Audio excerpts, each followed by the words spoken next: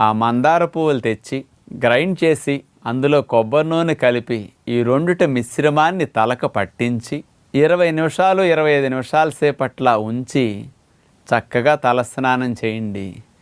ఈ మందార పువ్వుల్లో ఉన్న మెడిసినల్ ప్రాపర్టీస్ తైలంతో కలిపి ఇట్లా మర్దన చేసి రాసేసరికి జుట్టు కుదుళ్ళకు పట్టి జుట్టు పైభాగాన ఉండే కలర్కి కూడా ఇట్లాంటి తైలం వల్ల మంచి గ్లోతో జుట్టు నిగనిగలాడుతూ ఇక ఊడిన జుట్టు రావటానికి, జుట్టు ఊడకుండా కొంత నివారించటానికి ఈ పద్ధతి చక్కగా ఉపయోగపడుతుంది.